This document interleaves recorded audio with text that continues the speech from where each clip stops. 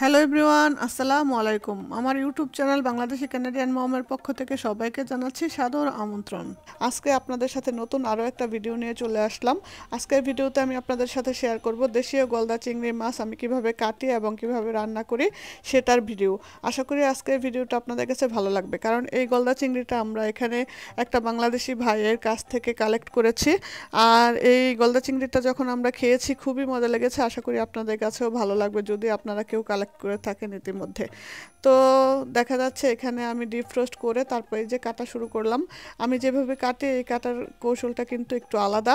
এভাবে মাছটাও ভেঙে যাবে না, মাথাটা আর মাছটা পুরোটা আস্ত থাকবে। অনেকে দেখা যায় যে হাত দিয়ে ভাঙতে ভাঙতে দেখা যায় মাছটা দুই টুকরো হয়ে যায়, কিংবা মাথার উপরে যে একটা ময়লার একটা প্যাকেটের মতো থাকে সেটাও কেউ ভালো মতো ফেলতে পারে না। তো আমার কাটার কৌশলটা আপনারা দেখলে অতি সহজেই এই চিংড়ি মাছ পরিষ্কারের ধারণাটা হয়ে যাবে। এই তো দেখতে পাচ্ছেন আমি কিভাবে মাছটার উপরের খোলসটা ছাড়িয়ে আস্তে করে ময়লাটা বের করে নিলাম। আর এই যে উপরের যে খোলসগুলা, যে উপরে যে শক্ত অংশগুলো, এগুলা অনেকে রাখে অনেকে রাখে না। আমার বাসায় এগুলা কেউ পছন্দ করে না, তো আমি এগুলাকে সম্পূর্ণ কেটে ফেলে দেই, শুধু লেজটা একটু সৌন্দর্যের জন্য রেখেছিলাম। আর এই যে দেখতে পাচ্ছেন যে পিঠের উপরে যে ময়লাটা, সেটাও কিভাবে অতি সহজেই পরিষ্কার করা যায় সেটাও আপনাদেরকে দেখিয়ে দিলাম। তো আপনারা যারা এখনও চিংড়ি মাছ সঠিকভাবে পরিষ্কারের কৌশলটা শিখেন নাই, তারা আমার এই ভিডিওটা দেখে অবশ্যই শিখে নেবেন। আমাদের মতো অনেক গৃহিণী এবং অনেক মেয়েরাই আছে যারা চিংড়ি মাছের কাটা হাতে লাগবে বলে চিংড়ি মাছ কাটতে চায় না কিংবা পরিষ্কার করতে চায় না। তো আমার মতো এইভাবে করলে আসলে আপনাদের হাতে কোনো রকমের আঘাত লাগবে না। আর সঠিকভাবে ভিডিওটা দেখলে ভালোভাবে আপনারা বুঝতে পারবেন যে আমি কিভাবে মাছগুলোকে কেটেছি এবং পরিষ্কার করেছি সঠিকভাবে। তো আশা করি এই ভিডিওটা আপনাদের অনেকেরই উপকারে আসবে। আর যারা যারা আমার ভিডিওটা দেখছেন, যদি কারো ভালো লেগে থাকে তাহলে অবশ্যই আমার ভিডিওর কমেন্ট বক্সে এসে সুন্দর সুন্দর কমেন্ট করে আমাকে উৎসাহিত করবেন। এই যে দেখতে পাচ্ছেন আমি কিভাবে হাতে টাচও লাগে না, সিজারের একদম সামনের অংশটা দিয়ে আমি ময়লা ঝুড়িটা বের করে ফেলি। আর এইভাবে করলে মাথার ভিতরে যে মগজটা থাকে, কারণ গলদা চিংড়ির ভিতরে মাথার ভিতরে যে মগজটা থাকে সেই মগজটা কিন্তু অনেক টেস্টি, এই মগজটাও গলে যাবে না। অনেকে দেখা যায় যে গলদা চিংড়ি কাটার সময়ই ওরা কী করে, যে মাথার সামনে যে মগজের প্যাকেটটা থাকে সেটা কিন্তু খুবই সেন্সিটিভ একটা জায়গা।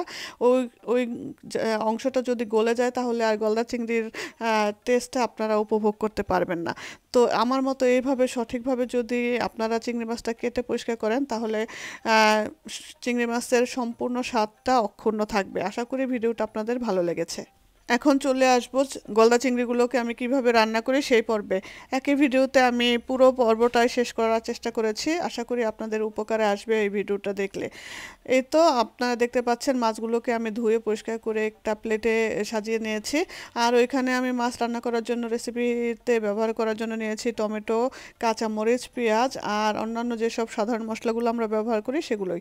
আর মাছগুলোকে আমি একটু হালকা ভাজার জন্য এখানে লবণ আর একটু হলুদ মাখিয়ে নিয়েছি। আপনারা চাইলে মরিচও খাতে পারেন, এটা যার যার পছন্দের উপর। আর হলুদ লবণ দিয়ে ভাজার অপশনটা এটা সম্পূর্ণ অপশনাল। আপনারা যেটা যদি ভালো না লাগে তাহলে সরাসরি এইভাবেই ভুনা করতে পারেন। আমার কাছে একটু ভাজা করে নিলে ভালো লাগে, সেজন্য আমি একটু হালকা ভাজা করে নিয়েছি। এই তো দেখতে পাচ্ছেন আমি একটা হাঁড়িতে তেল দিয়ে দিয়েছি। হাঁড়িটা গরম হওয়ার পর তারপরে যে একে একে আমি মশলা মাখানো মাছ চারটিকে উঠিয়ে এখানে দিয়ে দিলাম। আমি বেশি ভাজবো না, আপনারা দেখলে বুঝতে পারবেন যে জাস্ট এপিট ওপিট করে একটু উল্টিয়ে নিব, কারণ এই ফ্লেভারটা একটু অন্যরকম হয় আর মাছটা ভিতরে শক্ত হয়ে যায় না। অনেকে মনে করে যে গলদা চিংড়িগুলো সিদ্ধ হতে টাইম লাগে, আসলে তা না। এটা জাস্ট একটুখানি সময় নিয়ে করলেই মোটামুটি আপনারা বুঝতে পারবেন যে এটা খেতে কত সুস্বাদু হয়। এটা জাস্ট একটু এপাশ ওপাশ করে নিলেই হয়ে গেল। কারণ দেখা যায় কি যে যখন আমরা ডিরেক্ট ভুনা করতে যাই তখন দেখা যায় মাথার অংশটা একটু আলগা হয়ে যায়। এই জন্য এই পর্বটা আমি এইভাবে দেখানোর চেষ্টা করেছি। যারা এই সিক্রেটটা জানেন না তারা এইভাবে করে নেবেন, তাহলে অবশ্যই আপনারা মানে শ্রিম্প হোক কিংবা গলদা চিংড়ি হোক, যেটাই হোক, সুন্দরভাবে ভুনা করে খেতে পারবেন। এই তো আমি এবার আলতো করে উঠিয়ে নিচ্ছি। আরও একটা পর্ব আপনাদের সাথে আমি একটু শেয়ার করতে চাই। গলদা চিংড়ির যে পাগুলো থাকে সেই পাগুলোকে আমি একটু ভাজা করে নিয়েছি, কারণ ছোটোবেলায় আমার বাসায় যে আম্মা গলদা চিংড়ির পাগুলোকে ভেজে ভেজে রাখতো, আর আমরা বোনরা হাঁটাহাঁটি করে করতাম আর এগুলোকে ভেঙে ভেঙে খেতাম।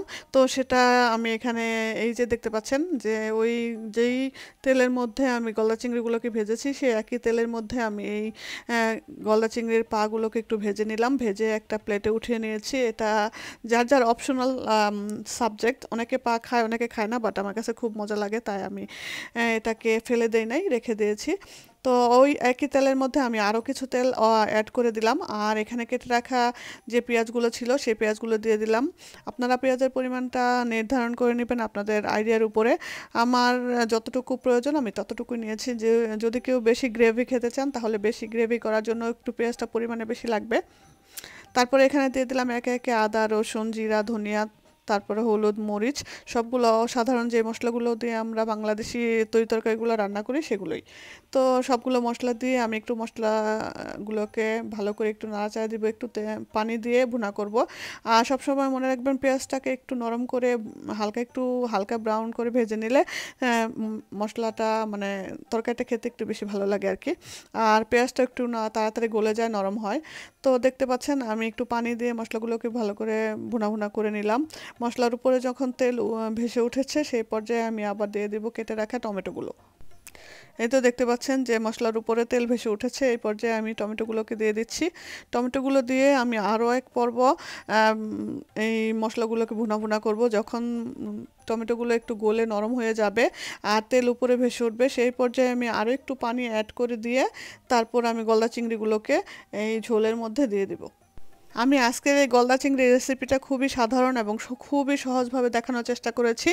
একেবারে স্টুডেন্ট থেকে শুরু করে গৃহিণীরা যারা আছেন এখনও গলদা চিংড়ি কীভাবে কাটবেন, পরিষ্কার করবেন এবং রান্না করবেন সেই ব্যাপারে যদি কোনো একটু সন্দেহ থেকে থাকে তাহলে এই ভিডিওটা দেখে নেবেন, অবশ্যই আপনাদের কাছে ভালো লাগবে আমি মনে করি। তো ভিডিওটা দেখতে পাচ্ছেন যে টমেটোটা গলে নরম হয়ে গিয়েছে, সেই পর্যায়ে আমি আরেকটু পানি অ্যাড করে দিয়ে এখন এই যে ভেজে রাখা গলদা চিংড়িগুলোকে এই ঝোলের মধ্যে দিয়ে দিব। তারপর 5 থেকে 7 মিনিট আমি রান্না করব, দেখব যে ঝোলের পরিমাণটা কতটুকু হয়েছে, আমার এক্সপেকটেশন অনুযায়ী ঝোলের পরিমাণটা আছে কিনা। সেই পর্যায়ে আমি চুলাটা বন্ধ করে দিব। আর আপনারা যদি ঝোল একটু বেশি খেতে চান আপনাদের ইচ্ছা অনুযায়ী ঝোলটা রাখবেন। আমি আমার পছন্দ অনুযায়ী ঝোলটা রেখেছি, আমি মাখা মাখা খেতেই বেশি পছন্দ করি, এই জন্য বেশি ঝোল রাখিনি। তারপর এই তো দেখতে পাচ্ছেন এইভাবে আমি রান্না করছি। আর দেখতে পারবো যখন এখানে ঝোলটা মানে আরেকটু শুকিয়ে গিয়েছে তখন আমি এই পর্যায়ে দিয়ে দিব ধনিয়া পাতা। ধনিয়া পাতাটাও কিন্তু অপশনাল, তবে আমার কাছে ভালো লাগে ধনিয়া পাতাটা দিলে একটু মাঝে মাঝে, আবার মাঝে মাঝে আমি ধনিয়া পাতা ছাড়াও রান্না করি। আর যদি ধনিয়া পাতাটা না দিতে চান তাহলে শুধু কাঁচামরিচ দিয়ে চুলাটা বন্ধ করে দিবেন। আর এই যে এখানে আমি রাতের বেলায় খাবারের জন্য আমি এখানে বেগুন ভাজা ছিল ঘরে, দুপুরে ভেজেছিলাম, তো সেই বেগুন ভাজা, শসা আর এই যে মাছের টুকরো উঠিয়ে দিলাম। তারপর আমার হাজব্যান্ডকে বললাম যে তুমি খাও, ট্রাই করে দেখো যে কেমন হয়েছে। তারপরেই তো হয়ে গেল আমার গলদা চিংড়ি ভুনা, রান্না করা, খাওয়া সবই ভিডিওতে দেখিয়ে দিলাম আপনাদের সাথে। আশা করি আজকের ভিডিওটা আপনাদের কাছে ভালো লেগেছে। আর যদি ভালো লেগে থাকে তাহলে অবশ্যই আমার চ্যানেলটাকে সাবস্ক্রাইব করে রাখবেন, পাশে থাকা বেল বাটনটাতে ক্লিক করে অল সিলেক্ট করে রাখবেন যেন নতুন নতুন ব্লগ ভিডিওগুলো আপনাদের মিস না হয়ে যায়। আজকের ব্লগে আমি গলদা চিংড়ি মাছের আদ্যপান্ত দেখানোর চেষ্টা করেছি আপনাদের সাথে, কিভাবে গলদা চিংড়ি মাছ পরিষ্কার করতে হয়, কাটতে হয় এবং রান্না করতে হয়। আর রান্না করা শেষে কিভাবে এটাকে পরিবেশন করতে হয় সেটাও আপনাদের সাথে দেখিয়ে দিলাম। আশা করি পুরো ব্লগটা আপনারা অনেক এনজয় করেছেন। আর যদি এনজয় করে থাকেন তাহলে অবশ্যই আমার ব্লগের সাথে থাকবেন আর আমার জন্য দোয়া করবেন। আপনাদের সাথে আজকের মতো এখানেই বিদায় নিয়ে নিচ্ছি। খেতে খেতে আমরা বাড়ি চলে যাই, আর আবার আপনাদের সাথে দেখা হবে নতুন কোনো ব্লগে, নতুন কোনো ভিডিওতে। সেই পর্যন্ত আপনারা পরিবারের সবাইকে নিয়ে ভালো থাকবেন আর আমার পরিবারের জন্য দোয়া করবেন। আসসালামু আলাইকুম, আল্লাহ হাফেজ।